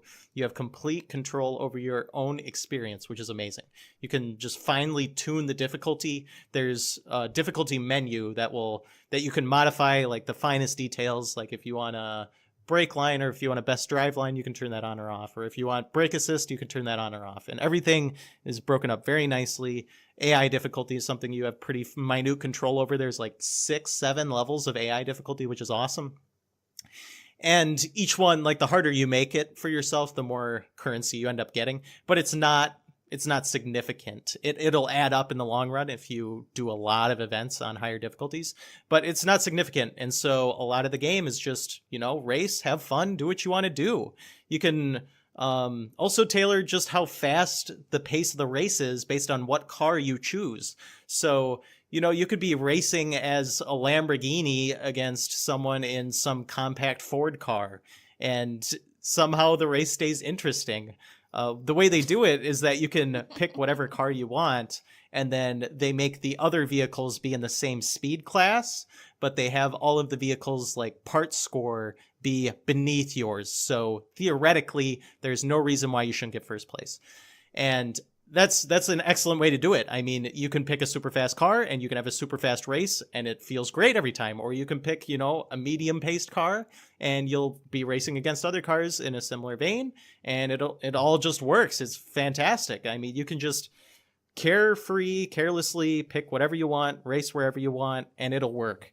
And it's really just masterful. Like there's no other racing game that I've played that's like that, and it's great. And with the difficulty settings, you can make it feel more like an arcadey, just fun pick up and play racer, or you can make it feel more like a very difficult, minute simulation racer. And so that just the flexibility of these Forza Horizon games is incredible. And I feel like that's why this game as well is getting superb review scores. Like this game is reviewing extremely well, similarly to how Forza Horizon 3 reviewed, because these games weren't on my radar until the third one. And I remember reading the reviews and everyone's like, wow, this game's fantastic. This game's so good. And I was like, all right, I got to do it. And I loved it. I loved Forza Horizon 3. And so I was skeptical about this Forza Horizon 4. But I'm glad to say that I was able to play it and be able to, give my thoughts on all the negative things that I have wrong with this absolutely horrible game. But it's not really horrible. It's really great. And another thing I wanted to talk about was kind of the PC port, because I'm playing it on PC. And that's why I was very hesitant to buy it after seeing the great reviews, the glowing reviews about this game. Because when I picked up 3, the PC port was trash. It was absolutely horrible. And I, pushed through it. I persevered despite the frame rate being horrible, despite stuttering being insistent. And I ended up enjoying Forza Horizon 3 despite the bad PC port. And so I didn't want to play this 4th one, or at least pay full price right away, because I was worried that it was going to be a similar situation where I would be playing a sputtering mess. But I am very pleased to say that this PC port is superb. It runs way better on PC now. And it runs at a consistent 60 frames per second, which is great on my hardware. Whereas the third game could not run at that. I had to lock it at 30, and it would often go less than 30, which was really bothersome. The only issue is that I think there's a memory leak, so after the game's been running for a few hours, it'll start to stutter quite a bit, but just restarting the game, just turning it off and turning it back on again, fixes that issue. So just because of that alone, because this game runs so much better on PC than its predecessor, I feel like it's an easy recommendation on PC. And it comes with Game Pass, Roger, so there you go. Yeah, that's how I got it. I have it free for 14 days. Yeah. Best $0 I've ever spent, maybe. Yeah. No, I would say that. I mean, I have it on Game Pass too. So I mean, I didn't pay anything except for the Game Pass. So I'm enjoying it. I think it's fun. I like the fact that you can just drive around wherever you want to go and do these different races. So it was kind of neat. Mm-hmm. What else have you been playing? Well, I've been playing a little bit of Metro 2033 Redux because there's a game called Metro, Exodus on the horizon. And I've been aware of these Metro games for a while, and I've been wanting to get into them. And now with the Redux collection, which has the first 2 entries, Metro 2033 and Metro Last Light, gives me a perfect opportunity to play them and get trophies while I'm doing it. And it feels great. But yeah, I'm not too far in. I'm about halfway through my first playthrough, and I intend to play it through twice, so I'll give more of my thoughts later, but so far, pretty positive. Cool. Blue, what have you been playing besides the Sunless Sea? Sunless Sea. I had a super busy week, so I didn't get to play much. But the game that I did try is one that I've been interested in for a long time, Unraveled. Ooh. I played it on the PS4, and it's another one of those really gorgeous indie games that I love so much, and I'm such a sucker for. It's really fun. I love the platformer aspect of it. I love how you have to go around and solve the puzzles to get past the obstacles. It's gorgeous. I love the music. I love how it plays and everything. The thing that I'm not sure about is that it seems like it's going to be really, really sad in the end. And so now I'm like, I don't know if I want to finish this. I don't want to play a sad game. Yeah. I don't know if I can take it. See, I think that's why I think you would love The Gardens Between, because it reminds me a lot of Unraveled, except for the fact that it is sad, too. Yo, you're killing me. Are you playing the first one or the second one, Blue? The first one. You have to start at the beginning. Yeah, I really like it. The other thing that kind of stresses me out is the whole idea of, because you play as this guy, he's made out of yarn. And as he walks, he trails the yarn behind him. And you have to go around and find new balls of yarn, which you then incorporate into your body. But if you go too far without finding yarn, like you just unravel away to nothing. And that whole thing, that kind of stresses me out. Like I'm always like, where's my next yarn? Where is it? I need it now. Where's my yarn? I need my hit. Where's my... Yes, exactly. Where is the yarn? Where is it? Oh, man. So in some ways, and maybe I'll eventually get used to that mechanic. But like in some ways, I'm so focused on that I feel like I'm not seeing everything that's happening on screen. And there's a lot happening on screen. Lots of stuff going on in the background. Like the level that I played takes place in, I think it's the front yard of the house. And so there's, bugs and things crawling around behind you. And from what I understand, I think the point of the game is that you have to go and find these trinkets that I think unlock memories that were part of the old lady who lives in the house, that were part of her life previously, which is why I think it's going to be really sad. But yeah, I need to stop focusing on the need to find the next yarn ball and start focusing on what is going on in the background, because like I said before, it's a really pretty game. If you do pick up The Gardens Between, I'd like to hear what your thoughts are comparing the two games. I will. I really need to. I've heard way too many people talk about how great it is, so it's just something I need to get around and make the time for. Sure. Are you playing anything else? That was my week. It was Sunless Sea and it was Unraveled. Okay.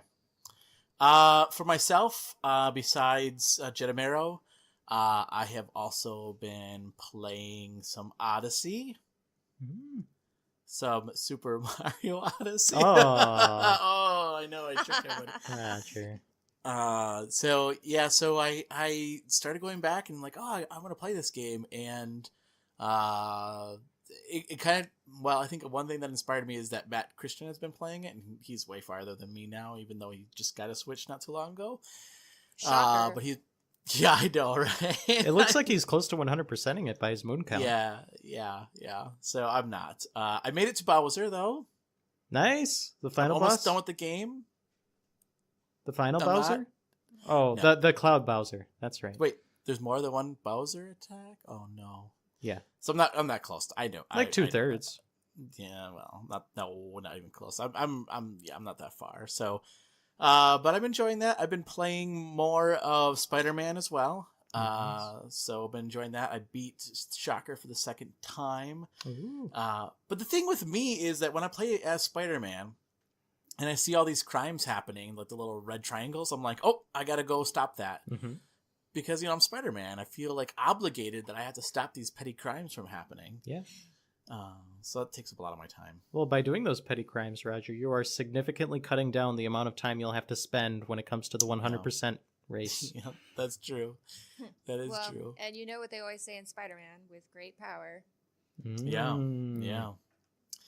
Yes. Yeah, no, the thing that I love about that game is that you do feel like you're super powerful, right? And they did such a great job with that game. So I've been playing more of that. And then I've been playing some of the NES classic games too. So more of those.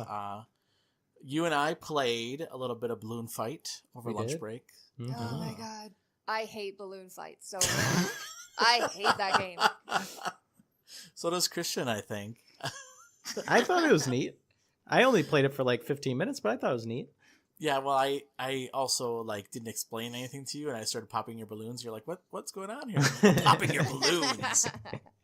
What do you hate so much about it, Blue? Just the controls, and I just don't get along for whatever reason. I just find it's the special type of frustrating where I'm like, nope, I don't even want to keep going long enough to figure this out. I'm done with it. Yeah. No, I it is kind of, I mean, it, your character is not easy to control for sure. And so I played that. And then the other game that I've been playing is Arena of Valor on the Switch. So this is a MOBA game. It's a free game. And I am not good at MOBA games, but you would think I am because I have not lost a match yet. So you're a natural. I guess so. I don't know. It's weird. It's weird. One of our followers, Frozen Slacker, who was partook in the Video Kid Challenge, he said the same thing. He's like, I don't know if I'm just really good at these games or what. I said the same thing. I'm like, I don't think I am, but man, I've been killing it. So maybe it's like when you take those free online IQ tests, and then they always tell you you're a genius. Yeah. Maybe this game's like, oh yeah, you play this game for free. Oh, look at you. Oh, you're doing really so good. Oh my gosh. Yeah. Oh, no. Maybe you should buy a full version of this game. You're really good at this game.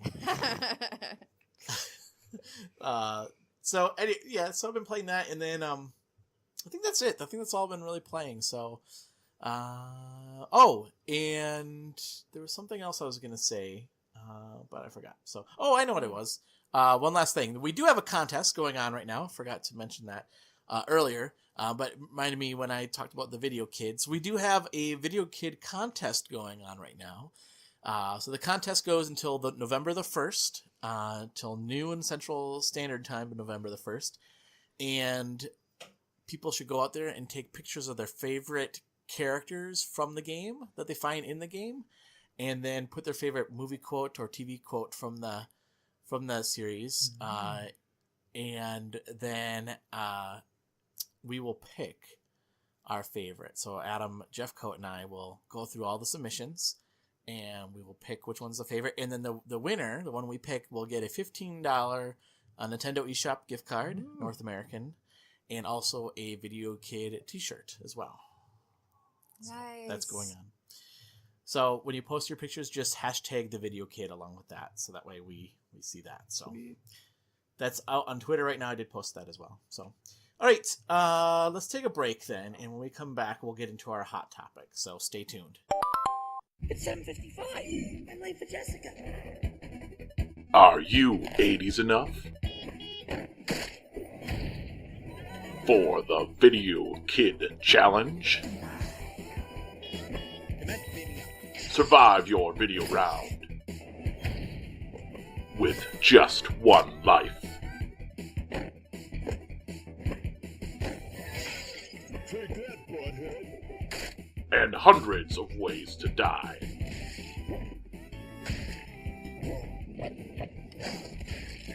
save Jessica and win the game. Meet me at the park at 8, okay? And be amongst the best of the best. Can you handle the Video Kid Challenge? Out now on Nintendo Switch, Xbox One, and Steam. When the universe might be in danger, who will save the day and protect the humans? Never fear, Jettomero is here to save the day. Or, at least, Jettomero will try their best. Watch out for that building, Jettomero! Jettomero, Hero of the Universe, is a relaxing journey through the cosmos, unraveling an emotional story about a giant, indestructible robot. Rocket through a beautifully stylized procedural universe and discover the history of Jettomero while jamming to a collection of down-tempo sci-fi jams.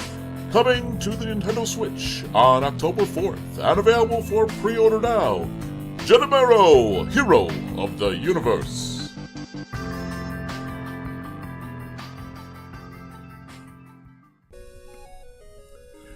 Do you like video games? Do you like to read? Alright, guys, I know that those two things usually don't go so well together, but my new book, The Minds Behind the Games, Interviews with Cult and Classic Video Game Developers, is kind of like an ESPN 30 for 30 collection of interviews with some of the coolest creators in video game history. We're talking iconic games, Deus Ex, Mortal Kombat, Wasteland, NBA Jam, not so iconic, E.T., Night Trap, indie games, Pro Wrestling X, Towerfall. If you love video games, you will love my book. If you know nothing about video games and want to get in the know, read my book. It's available wherever fine books are sold: Amazon, Barnes & Noble, Target, Walmart, and of course my site, patrickhickeyjr.com. It's an awesome book. I had a ton of fun writing it, and simply put, if you want to get in the know and you want to find out stuff that's not even on Wikipedia, check it out. You won't regret it. Do you remember the days when console games were pure simple fun? No loot crates, season passes or crowdfunding. You just paid for the game and it was yours to keep. You didn't have to sit through hours of boring cutscenes, and there were no loading screens to keep you from the action. At Four Horses Games, we remember those days and we aim to bring them back. Miles and Kilo, our latest release on the Nintendo Switch, is pure action from start to finish.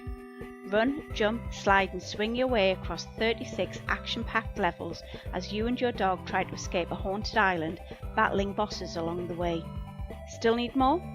20 tough achievements and a time attack mode keep you going that extra mile. Reviewers are saying that Miles and Kilo is a must-have title.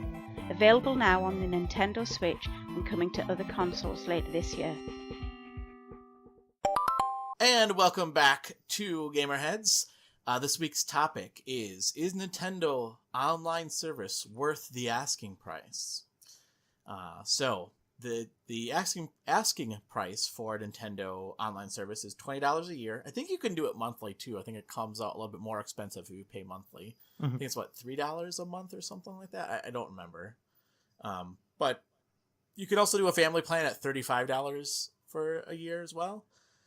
But I guess I wanted to explore, has Nintendo done enough to win over skeptics with the $20 price tag that they put on it? So I have a few talking points that I have here, and we can talk through them, and if you guys have some other thoughts too. So the first one is, just like any other system, like Xbox or PS4, you're required to have the online service to be able to play multiplayer games online. Do you think that allowing players to play online for like Splatoon 2 or Mario Kart for almost a year before the service came out hurt Nintendo? Should they have come out with the service sooner? Interesting. I don't think that it hurt Nintendo. I know it's not been very long, but I think that because it was free and then now you have to pay for it, there's that initial blowback of people are going, well, why should we pay for something we've had for free all this time? But I think that will go away pretty soon. It's like you were saying before, when you played on the PS3 and you didn't have to pay for the online service. Yeah, that's true. And then I remember the first time that we had to pay, and I was like, the heck is this crap?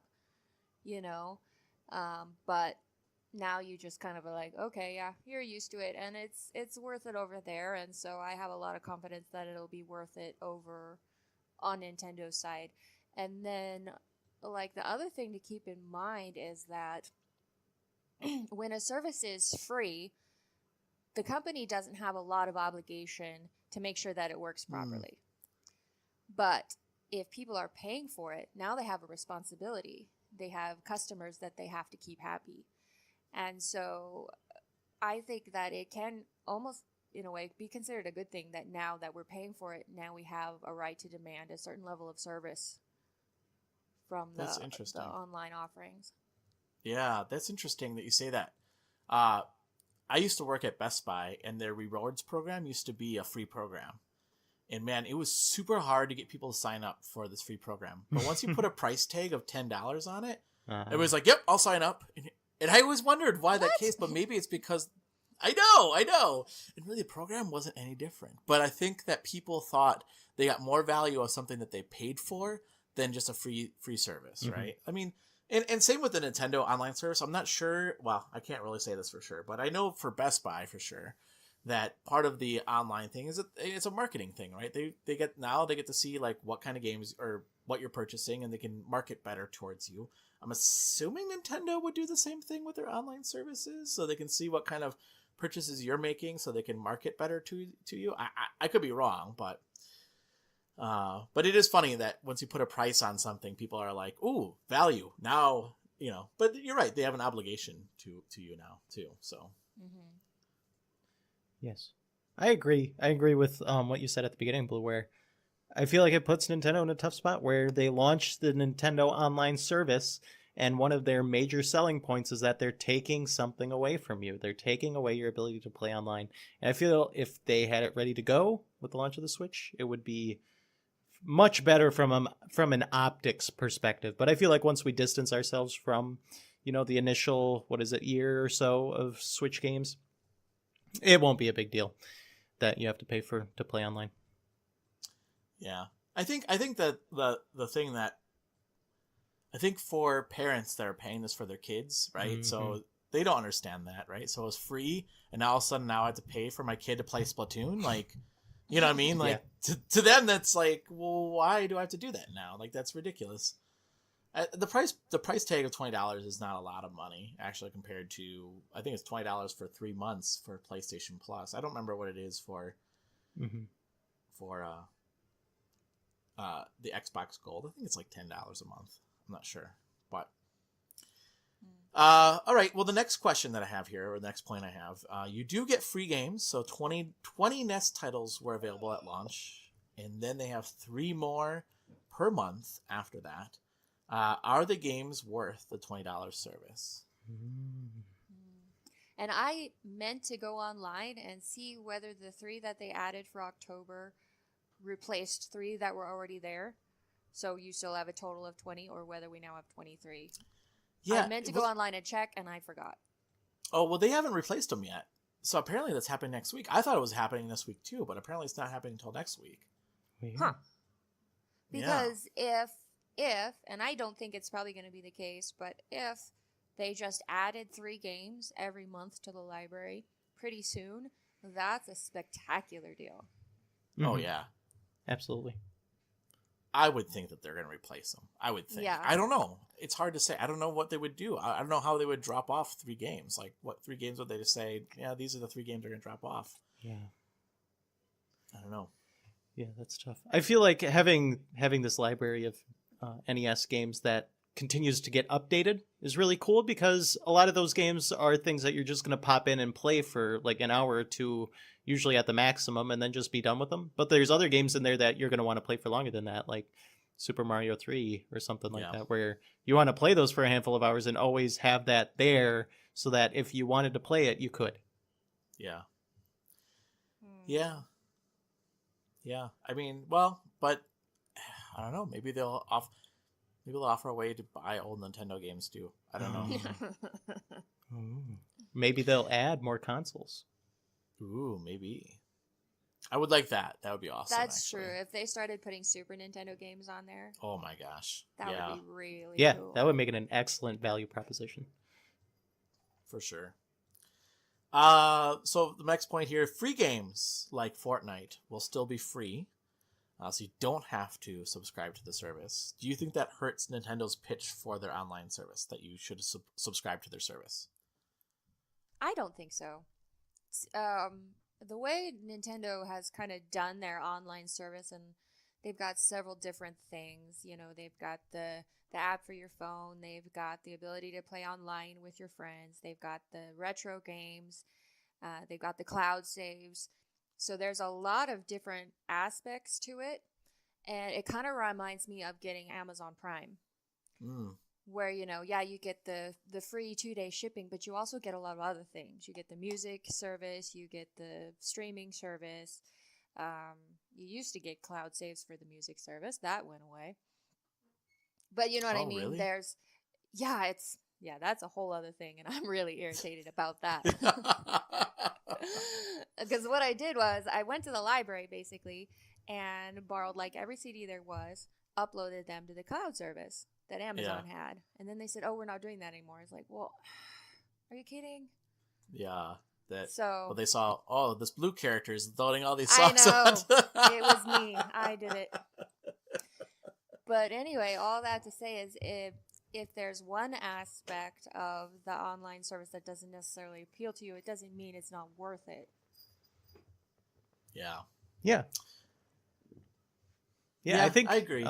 Keeping Fortnite and free-to-play stuff like that is great because it makes the Switch more attractive to parents who want to buy it for their kids who just want to lay in bed and play Fortnite all day.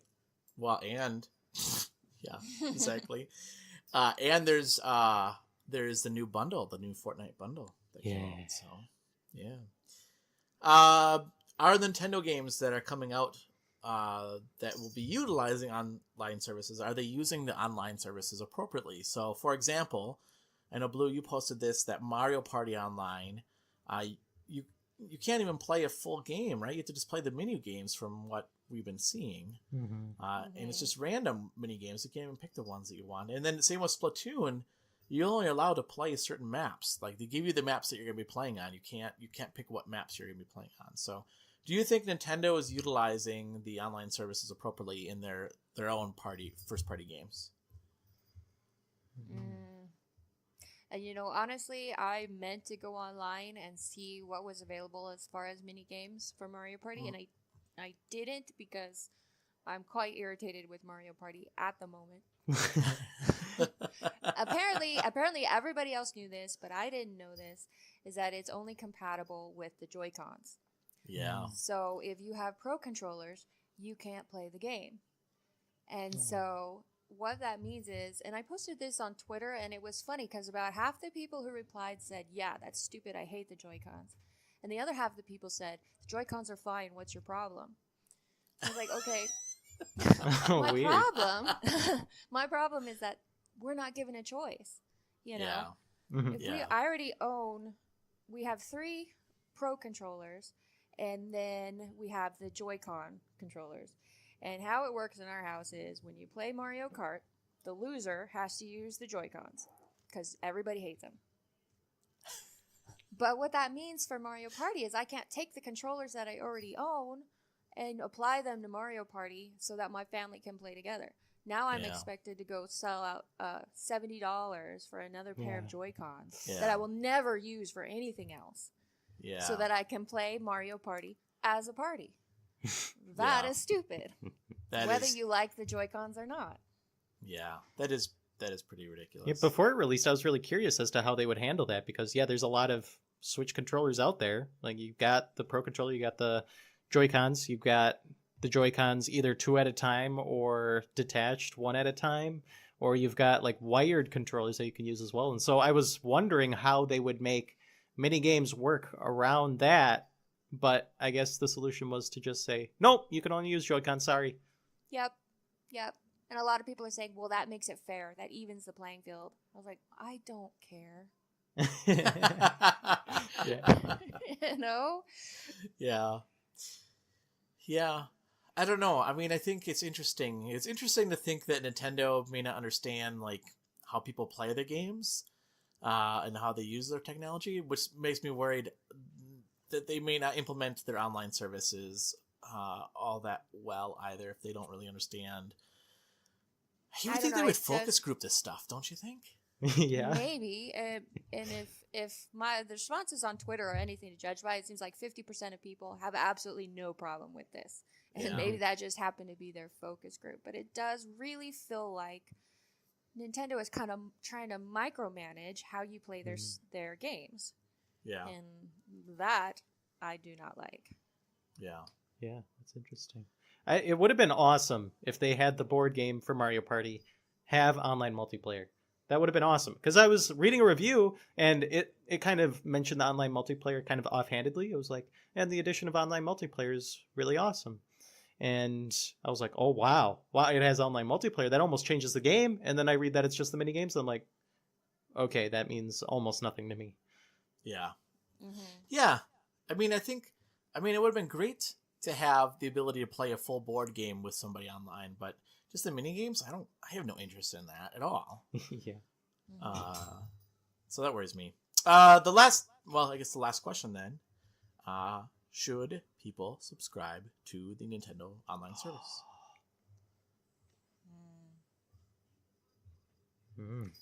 You know, I don't have any regrets that I subscribed. I signed up for a full year, so I'm locked in. I don't have any regrets. I know I was expressing that I was pretty irritated with Mario Party, but I still feel that as a whole, Nintendo products are almost always spectacular. And so I don't regret spending money that way, for sure. Yeah. Do you feel you got most of your most of the value out of the online service because of the NES games that you get? I don't know. I think it's a little early to tell, honestly. Yeah, I got you. It's only been a couple weeks, Mm-hmm. I think. And so I think we really need to give it the service time before we can really tell whether we would subscribe for a second year. Yeah. I got a free jersey in Splatoon because I subscribed. Everybody got those. It was so funny because on Twitter I see everybody's posting these codes going, I don't want this thing. Who wants it? Take it. I got one of those too. I was like, I don't even play Splatoon. Oh, really? That's so weird. I would think that only the people that play Splatoon would have gotten that. Nope. Everybody got the same reward whether you play Splatoon or not. Oh. Well, I So there suppose goes that's like that a way to idea. market the game too. Yeah, was like there goes your idea of them customizing their marketing based Yeah, on what yeah. you I play. guess I was wrong on that. Well, Nintendo could learn a lot from your marketing from online. Oh my gosh, that's hilarious! Wow, I thought I was special. I was like, "Ooh, look at that! I got a jersey." Well, Nintendo found a way to make you feel special, Roger. Yeah, it's true. It's True. They used to send me emails on my birthday too, saying, "Happy birthday! You get like 20% off on a 3DS game." And I'd be like, "What games do I get?" And it was always games that I already owned. And I'm like, "Okay, thanks, Nintendo." Well, actually, I did get one. I did get Bravely Default. Actually, I shouldn't say that. Last year, I did buy Bravely Default on my birthday because they gave me like 30% off on it. So, Oh. yeah, that was nice of them. Yeah. Anyway, what do you think, Christian? I think right now, I personally have no reason to buy the online service unless I wanted to take you down in Tecmo Bowl online, Roger. But or get my butt kicked by you online with every other NES collection game. But what did you say, Blue? I said, who doesn't want that? Yeah, exactly. Exactly. See, that's a good switched question. teams, though. I switched teams to the 49ers, so... Oh, now you're going to kick out. my butt for sure. You got all those Watch pass out. plays in your repertoire. Yeah, that's right. But what I like about it is it's a subscription, so I have, there's nothing making me buy it right now. I don't play Switch games online avidly. I don't have an online Switch game that I currently want to play, so yeah, I mean, right now I'm totally fine waiting and then buying it when I feel like the time comes. Yeah. I purchased it. I don't regret it. I've been enjoying the NES games, and I mean, I jumped on as well. Like, I guess I did play some Splatoon this weekend too. So I did jump on and play some Splatoon. So, it's with the Halloween Fest coming up here soon too. I mean, I don't know. I guess I don't regret it. $20 to me, is not asking a lot for a full year. If it was $20 a month, I'd say, oh, this is no way. Yeah. Yeah. But $20 for the full year, I don't know. I guess I wish I would have known that if I would have bought the $35, I would have. We could have all done a family plan together and just chipped in, but I didn't realize you could do that. But maybe next year. Yeah. That's the thing. You can't switch plans in the middle of the year. You can't because you can buy a family plan. Just means that you'll be paying both of those for the full year. Oh well, maybe next year. All right, listeners, what do you think? Do you think Nintendo Services is worth it? You can send us an email at info@gamerheadspodcast.com. You can send us a tweet at GamerheadsPC or message us on Facebook at facebook.com/GamerheadsPodcast. Speaking of how people can get a hold of us, Blue, how can people get a hold of you? The easiest way to find me is on Twitter. My handle is @WritersView, and it's spelled with a Y, so WRY. And then if you're not on Twitter, you can also find me on my website, writersview.com. Nice. And Christian, how can people get a hold of you? Yeah, you can email me at christian@gamerheadspodcast.com. I'm watching the Facebook feed at facebook.com/gamerheadspodcast, or you can follow me on Twitter at Christian Cupsa. Yeah. And I stated before, you can follow us on Twitter or Facebook. You can also email me directly at roger@gamerheadspodcast.com as well. All right, Blue, thank you so much for joining us this week. Yes, thank you for having me. Always a good time. And Christian, thank you. Anytime. And thank you, listeners, for listening to this episode. Until next week, Gamerheads out.